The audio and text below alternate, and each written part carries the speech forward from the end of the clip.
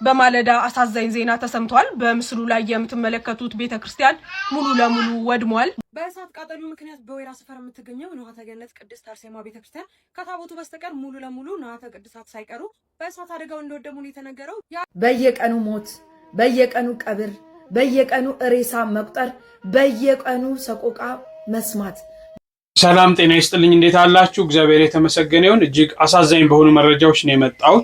እንግዲህ በወይራ ሰፈር ሆተ ገነት ቅድስት አርሴማ ቤተክርስቲያን ሙሉ በሙሉ እሳት ተቃጥሏል ማለት ነው። በአዲስ አበባ ሀገረ ስብከት የምትገኝ የእናታችን የቅድስት አርሴማ ቤተክርስቲያን ናት። እንግዲህ ሙሉ ለሙሉ ከታቦቱ ከጽላቱ ውጪ ማለት ነው ተቃጥሏል። እጅግ በጣም አሳዛኝ ነው። እንግዲህ ኦርቶዶክሳውያን ላይ መከራ ላይ ስቃይ ላይ ባለንበት ወቅት እንዲህ አይነት ደግሞ ለምዕመናን መጽናኛ የሆነ ስጋውና ደሙን የምንቀበልበት ቤተክርስቲያን እንዲህ አይነት አደጎች ሲደርሱበት እጅግ ያሳዝናል። እንግዲህ ምንድነው በአዲስ አበባ ሀገረ ስብከት በኮልፌ ቀራኒዮ ቤተ ክህነት ክፍለ ከተማ ቤተ ክህነት የወይራ ሰፈር ገነተ ሰማይ ቅድስት አርሴማና መንበረ ብርሃን ጨጌ አቡነ ዮሐንስ ቤተክርስቲያን የሚገኝ ሲሆን ዛሬ ሌሊት በእሳት አደጋ ምክንያት የቅድስት አርሴማ ቤተክርስቲያን ሙሉ በሙሉ ወድሟል ማለት ነው። እንግዲህ ቃጠሎ መነሻ የኤሌክትሪክ መስመር ችግር እንደሆነ የተገለጸ ሲሆን ከታቦቱ በስተቀር ሌሎች ንዋየ ቅድሳት ሙሉ በሙሉ በአደጋው ምክንያት መውደማቸው ነው የተገለጸው ማለት ነው። እንግዲህ ሊያገለግሉበት ሲሄዱ ቦታውን ያጡት ሊቀድሱበት የገሰገሱት ቤተክርስቲያን በእሳት እንዳልሆነ ሆኖ ሲያዩት ልባቸው የከዳቸው ካህናትና ምዕመናን በከፍተኛ ሐዘን ላይ እንደሚገኙ መረጃዎች ደርሰውናል ማለት ነው። እንግዲህ ከዚህ መረጃ ከተደረሰ በኋላ ደግሞ የአዲስ አበባ ሀገረ ስብከት ሊቀ ጳጳስ የሆኑት ብፁዕ አቡነ ሕርያቆስ በእሳት እቺን የወደመችዋን የወይራ ሰፈር ቅድስት አርሴማ ቤተክርስቲያን ተገኝተው ጎብኝተዋል። ያሉትን ምዕመናኑን ካህናቱን ደግሞ አጽናንተዋል ማለት ነው። እንግዲህ ብፁዕ አቡነ ሕርያቆስ በእሳት የወደመውን ማለት ነው የወይራ ሰፈር ቅድስት አርሴማ ቤተክርስቲያን ተገኝተው አጽናንተዋል። አብረዋቸውም ደግሞ ብፁዕ አቡነ ኤጲፋኒዮስ የምስራቅ ጉራጌ ሀገረ ስብከት ሊቀ ጳጳስ ተገኝተዋል። እንግዲህ ቤተክርስቲያኑ እንዳልኳችሁ ከታቦቱ በስተቀር ሙሉ በሙሉ የወደመ ሲሆን 3 የደብሩ ካህናት በእሳት ውስጥ አልፎ ታቦቱንም ይዘው እንደወጡ ያነጋገርናቸው ካህናት ገልጸዋል ብለው የአዲስ አበባ ሀገረ ስብከት ሚዲያ ዘግቧል። እንግዲህ በማህበራዊ ሚዲያ በተለያየ ቦታ የምናየው ነው የምታዩት ነው። እጅግ በጣም አሳዛኝ ነው። እንግዲህ እቺ የተቃጠለችው ቤተክርስቲያን ሌሎች ደስ ሊላቸው ሌሎች ሊደሰቱ ይችላሉ። እኛ ምዕመናን ሐዘን ውስጥ ሆነን ቢሆን እቺን ቤተክርስቲያን ወደ ቀደመችው ይበልጥ እንደውም ከፍ አድርገን መስራት አለብን። የእናታችን የቅድስት አርሴማ ቤተክርስቲያን ነው። በውስጡ ያው የሚመለከው ክርስቶስ ነው። ስጋውና ደሙ የሚፈተተው የክርስቶስ ነውና እንግዲህ ይህ ቤተክርስቲያን የኛ መጽናኛ ነው። በቦታው የሚገኙ ሁላችንም ምዕመናን እግዚአብሔር አምላክ ያጽናናን፣ ካህናቱን ደግሞ እግዚአብሔር ያጽናናቸው። ላለው የሚጠበቅብንን ግን ማድረግ እንዳለብን ሁላችሁም ልታስተውሉ ያስፈልጋል። እግዚአብሔር መጽናናቱን ይስጠን።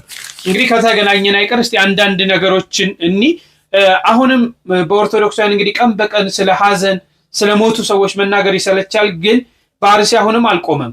እጅግ ያሳዝናል። በእውነት የኦርቶዶክሳውያን ግድያ አሁንም እንደቀጠለ መሆኑ ተሰምቷል። በሽርካ ወረዳ ላይ ትናንት ሌሊት ለዛሬ አጥቢያ 3 ሰዎች ተገለው 4 ሰዎች ደግሞ ታግተዋል ሲል የአርሲ ሀገረ ስብከት አስታውቋል። በኦሮሚያ ክልል አርሲ ዞን ሽርካ ወረዳ ታጣቂዎች አሁንም ምዕመን ላይ እንግዲህ ግድያና እገታ መፈጸማቸው የዞኑ ሀገረ ስብከትና የኢትዮጵያ ኦርቶዶክስ ተዋሕዶ ቤተክርስቲያን ዛሬ አመሻሽም ለቲክቫ ኢትዮጵያ ተናግረዋል። በኢትዮጵያ ኦርቶዶክስ ተዋሕዶ ቤተክርስቲያን የአርሲ ዞን ሀገረ ስብከት አመራር የሆኑትና ስሜ ቢጠቀስ ለደህንነት ያስጋኛል ያሉ አመራር እኛ ጋር የምስራች የለም፣ ሽርካ ወረዳ ላይ ትናንት ሌሊት ለዛሬ አጥቢያ 3 ሰዎች ተገለዋል፣ 4 ሰዎች ታግተዋል ሲሉ ተናግረዋል። ግድያው የተፈጸመው በአርሲ ሆንቆሎ ዋቢ ወረዳ ድንበር በሆነው በሽርካ ወረዳ ልዩ ቦታው ሚታና ቀበሌ ገበሬ ማህበር መሆኑንም ለቲክቫ ኢትዮጵያ ተናግረዋል።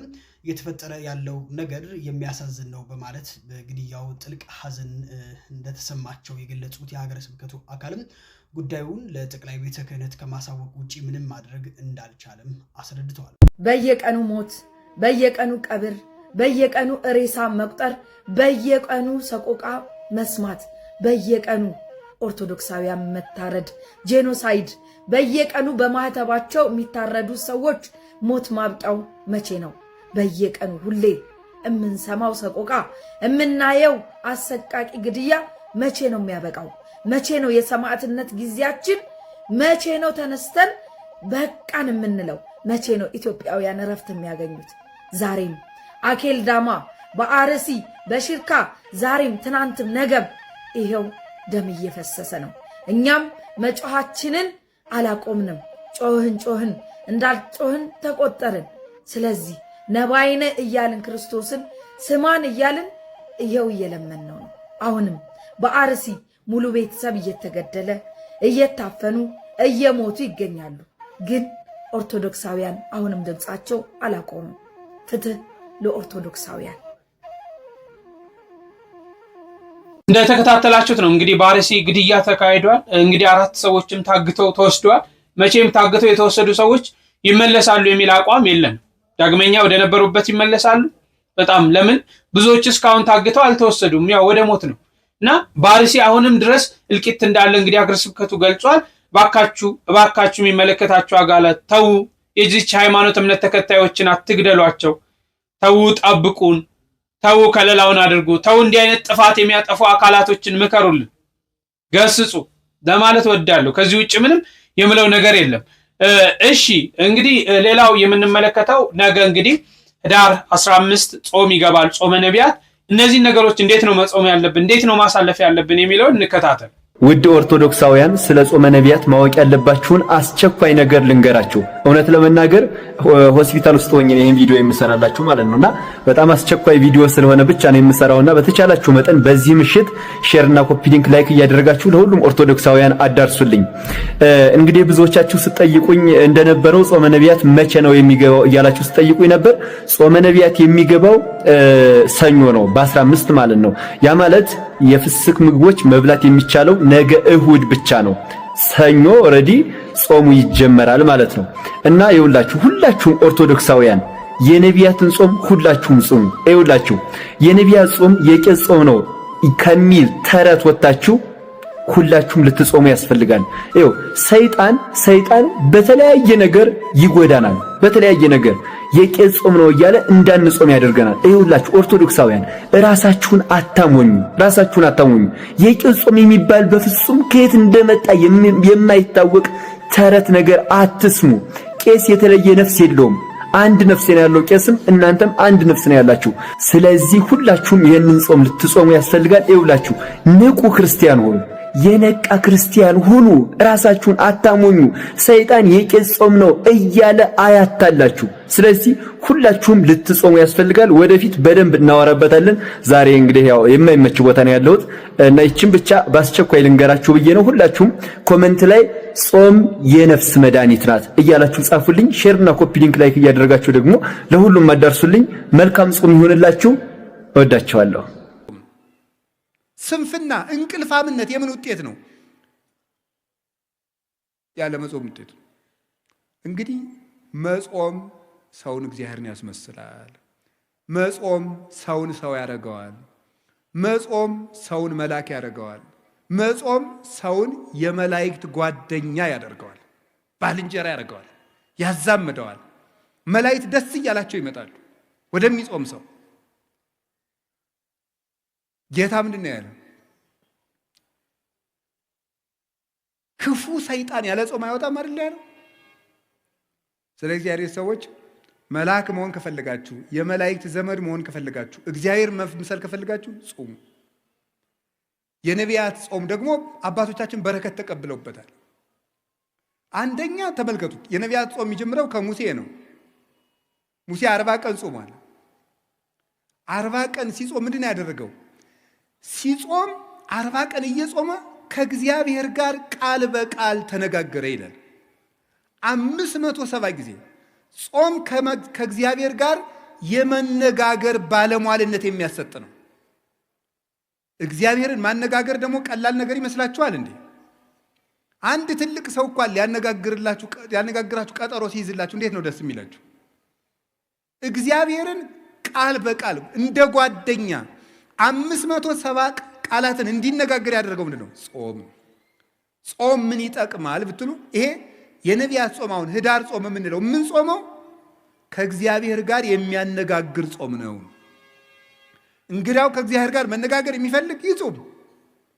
ከሰይጣንና ከስጋው ጋር መነጋገር የሚፈልግ ደግሞ ይብላ። ምርጫው እናንተ ነው። ሙሴ ይሄንን ጾም ጾሞ እግዚአብሔርን አነጋገረ። ከዚህ በላይ እድልስ አለ ወይ ነው?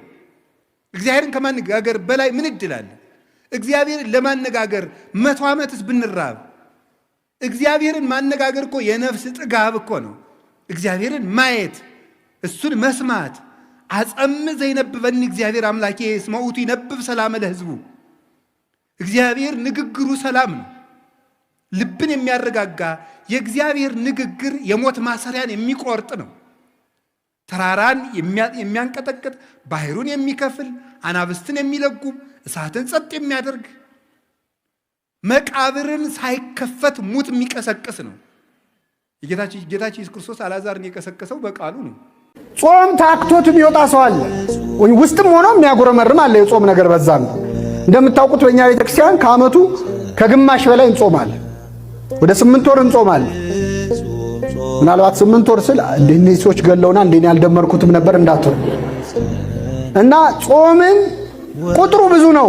እሱ ላይ ክርክር የላትም ቤተክርስቲያን። ግን ጾምን የሥጋ ረሃብ ነው። እስቲ ጾም በሉ። የሥጋ ረሃብ፣ የነፍስ ጥጋብ። ስለዚህ ቤተክርስቲያን ያበዛችው ረሃብ ሳይሆን ምንድነው? ጥጋብ ነው። ይችን ቤተክርስቲያን ስለሰጠን ስሙ የተመሰገነ ይሁን። ብናለቃቀስ ብንንፈራፈር ታጾመናለች። ፈርታን ነው እንጂ ምእመናን እድሜ ልክ ብንጾም ደስ ይላታል። ምክንያቱም አሁን አንድ ሰው ይላል ቅዱስ ዮሐንስ አፈወርቅ፣ አንድ ሰው አንድ ቤት ውስጥ ተቆልፎብህ ለጥቂት ለአንድ ሳምንት ሳትበላ ሳትጠጣ ቆይና ስትወጣ ትልቅ ህንፃ ይሰጣል ቢባል ይስማማል አይስማማም? አረ እንኳን ህንፃ ኮንዶሚኒየም ይሰጣል ቢባል ይስማማል አይስማማም? አንጀቱ እስኪጣበቅ ድረስ ምን ይላል? ምን እያሰበ ህንፃው። መንግስተ ሰማያት ለመውረስ ሰው እድሜውን ሙሉ ባይበላ ያዋጣዋል? ያዋጣው? ያዋጣው። ግን ቤተክርስቲያን እድሜ ልክ ጾሙ ብትለን እንደምናምጥ ስለምታውቅ እያረሳሳች አሁን ተፈታ ልክ ሕፃን ልጅ እችን ጉረስና የመጨረሻ ትላለች አይደል? እንዲህ እንደው ይችን ቤተክርስቲያን ስለሰጠን ስሙ የተመሰገነ ይሁን። ቤተክርስቲያን እንደዚህ ነች። ለነፍሳችን ነው የምታስበው። ብናጉረመርምም ታጾመናለች እንደሚጠቅመን ስለምን። በጣም የሚገርማችሁ አንድ ሰው በጣም የመጨረሻ ህመም ላይ ቢሆን መድኃኒት እየወሰደ ጾም አይባልም አይደል? ህመሙ ግን ለሞት የሚዳርግ ከሆነ የማይተርፍ መሆኑን ስታውቅ ቤተክርስቲያን እስኪሞት ድረስ ይጹም ትላለች። እስኪሞት ያማረውን ይብላ አይደለም፣ ምን ይበል? ትንሽ ስንቅ ቢያቆይ ለራሱ ማለት መንፈሳዊ። ለስጋውያን ግን ሐዘን ለአብዳን ወትፍሲት ለጠቢባ ይላል ቅዱስ ያሬድ። ለሰነፎች ሐዘን ነው ጾም። ጾም በገባ በአንድ ቀን እኮ ሊፈታ ስንት ቀን ቀረው የሚሉ ሰዎች አሉ። እና አውቆ ለመጾም ይርዳል። እንኳን አደረሳችሁ ለነቢያት ጾም፣ ለገና ጾም እንኳን እግዚአብሔር በቸር አደረሳችሁ። የበለጠ እንደውም የጾሙ ጊዜ ነው ሲጀመር ነው እንኳን አደረሰ ማለት። ሲፈታም ያው ለጌታችን ልደት ነው የታወቀ ነው። ጾሙ ስለተፈታ ሳይሆን ጌታ ስለተወለደ፣ የዓለም መድኃኒት ስለተወለደ፣ ሰማይና ምድርን የፈጠረው እኛን ለማዳን እዚህ ምድር ስለመጣ በተወለደበት ጊዜም እንኳን ደስ አላችሁ እንኳን አደረሳችሁ፣ መልካም ገና መልካም የጌታ ልደት ለአምላካችን እያል ሁሉ ጊዜ እንናገራለን። ጾሙም ሲጀምር እንደዛው ነው። ምክንያቱም ጾም በሚጀምርበት ጊዜ የሰው ልጆች አፍ ሲታሰር፣ ብዙ ጊዜ ጾመ ልጓሙን ፈታል ይባላል። ሲታሰር ሰይጣን ነው የሚታሰረው። የሰው ልጆች ምግብ ቀንሰው ስለ ክርስቶስ ሲሉ መከራ ሲቀበሉ ሰይጣን ነው የሚጨነቀው። ምክንያቱም ክርስቶስ በተሰቀለባት ሌሊት እህል አልቀመሰም። በተጠማ ሰዓት ሐሞትና ከርቤ ነው የሰጡት። ይሄ የምታውቁት ነገር ነው። ስለዚህ የሰው ልጅ በሚጾምበት ሰዓት እንደ መላእክት ይሆናል። መላእክት አይበሉም፣ መላእክት አይጠጡም። ምስጋና ነው ምግባቸው፣ ረፍታቸው ምስጋና ነው፣ ምስጋናቸው ረፍታቸው ነው። ምግብ መጠጥም የላቸውም። ስለዚህ የሰው ልጅ በሚጾምበት ጊዜ ነው የመላእክትን ባህሪ የሚይዘው። እግዚአብሔርን ለማመስገን እግዚአብሔርን የበለጠ ለማክበር የሚበቃው በጾም ጊዜ ነው። ስለዚህ የነቢያት ጾም እንግዲህ አሁን ነገ ይጀምራል። ጾማችሁ የማታውቁ ሰዎች መጾም አለባችሁ። ዘንድሮ ረስታችሁትም ድንገት ልትበሉ ያሰባችሁም ሰዎች ካላችሁ ጾሙን ተጠብቃላችሁ። መጽሐፍ ቅዱስ ስለ ጾም በመጀመሪያ የነቢያት ጾም ከሰባቱ አጽዋማት አንዱ ነው። የአዋጅ ጾም የሚባሉት 7 አጽዋማት አሉ። ከዛ ሰው ደግሞ በፈቃዱ የሚጾመው ጾም ይኖራል። እንደ ጳጉሜ ወይም ደግሞ ዘመነ ጽጌ ላይ ሰዎች ሊጾሙ ይችላሉ። ይሄ የሚነገር ጾም አይደለም፣ የራስ ነው፣ የግል ነው። 7ቱ ግን የአዋጅ ናቸው። ከዛ ውስጥ አንዱ የነቢያት ጾም ነው። ነቢያት ጾመዋል። ለምን ጾሙ? ክርስቶስ ሆይ ውረድ መጥተህ አድነን፣ ከድንግል ተወልደ አድነን እያሉ ሲጾሙት ነበር። እኛ ለምን እንጾማለን? ሁለት አብይ ነገር። አንድ ከነቢያት ጋር ወዳጆች ስለሆንን እንተባበራለን። ከነበሩት ነቢያት ጋር ሁሉ እንተባበራለን። አንድ መሆናችን እናሳያለን። ሁለት ክርስቶስ ደግሞ እነሱ ውረድ ተወለድ እንዳሉት በእኛ ልብ ውስጥ ይወለድልናል። ለስም አጠራሩ ክብር ምስጋና ይግባው። ስለዚህ የነቢያት ጾምን ከሰባቱ አጽዋማት አንዱና ዋናው ነው።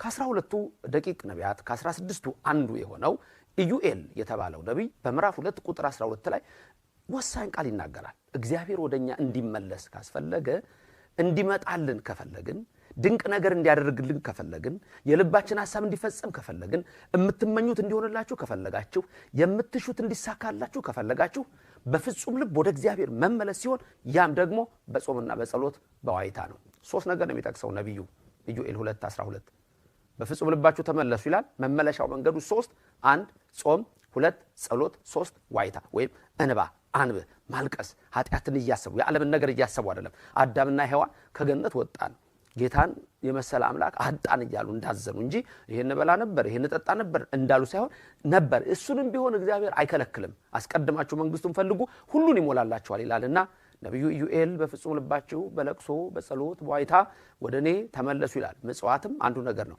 ከሚሰጠም መስጠት። ይሄንን ነው ጌታችን ኢየሱስ ክርስቶስ በተራራው ካስተማረው ትምህርት ማቴዎስ ወንጌል ምዕራፍ 6 ስትመለከቱ በተለይ ቁጥር 16 ቁጥር 17 ቁጥር 18 ስለ ጾም ነው የሚናገረው። አንዳንድ ሰዎች ጾም በብሉይ ዘመን ብቻ ነበረ ቀርቷል የሚሉ አሉ። ይሄ የጅብ ከበሮ እንብላው የሚል አይነት ድምጽ ያላቸው ሰዎች ዛሬ በተለይ እንደዚህ አይነት ሰዎች በጣም ስለበዙ አስጨናቂ 8ኛው ሺህ መሆኑ ራሱ የምናይበት ነው። ክፎች የበዙበት የእግዚአብሔርን ስም የሚቀልዱ ዘባቾች ቅዱስ ሐዋርያው እንዳለ ዘባቾች ይሆናሉ ብለዋቸዋል ይላል። በመጨረሻ ዘባቾች የሆኑ ሰዎች አሉ። ፊልጵስዩስ 3:16 እና 17 ላይ እንደዚህ አይነት ሰዎችን ምን አለ? ለገዛ ሆዳቸው የሚታዘዙ አለ። ክብራቸው በነውራቸው አምላካቸው ሆዳቸው ነው ይላል። ከዚህ ይሰውረን እግዚአብሔር። በዚህ ውስጥ ያሉትንም ደግሞ እንዲያድንልን ሁሌ እንጸልያለን። ስለዚህ ኢዩኤል እንደተናገረ ክብር የክብር ይግባውና መድኃኒታችን ኢየሱስ ክርስቶስ በማቴዎስ ወንጌል 6 በ16 በ17 በ18 ላይ ስትጾሙ እንደ ግብዞች አትጠውልጉ፣ በስውር ላላባታችሁ ጾሙ፣ እሱም በስውር ያላባታችሁ ይከፍላችኋል እያለ የጾምን አስፈላጊነት ይናገራል። በብሉይም ይጾማል፣ በሕገ ልቡናም ይጾሙ አሉ፣ በኦሪት ይጾሙ አሉ፣ በአዲስ ኪዳን ይጾሙ አሉ። ሁሉ ጾመዋል፣ እኛም እንጾማለን። ከሰባቱ አጽዋማት ደግሞ አንዱ የነቢያት ጾም ነው። አንድ ነገር እስቲ ያስቡ። ብርሃን ዓለም ቅዱስ ጳውሎስ በረከቱ ይደርብንና በዕብራውያን መልእክቱ 11 ላይ ይልቁንም ቁጥር 36 37 38 ላይ ምንድነው የሚለው? ስለ አባቶቻችን ስለ እናቶቻችን ዓለም አልተገባቻቸውምና ዓለምን አልፈለጓትም፣ እሷም አትፈልጋቸውም፣ የጥፋት ናት፣ ሊጠፉባትም እነሱ አይፈልጓትም። ስለዚህ ዓለም አልተገባቻቸውምና የበግና የፍየል ቆዳና ሌጦ ለብሰው በምድረ በዳ በዋሻ በፍርኩታ ውስጥ እነሆ ተንከራተቱ አባቶቻችን ይላል። ተመልከቱ።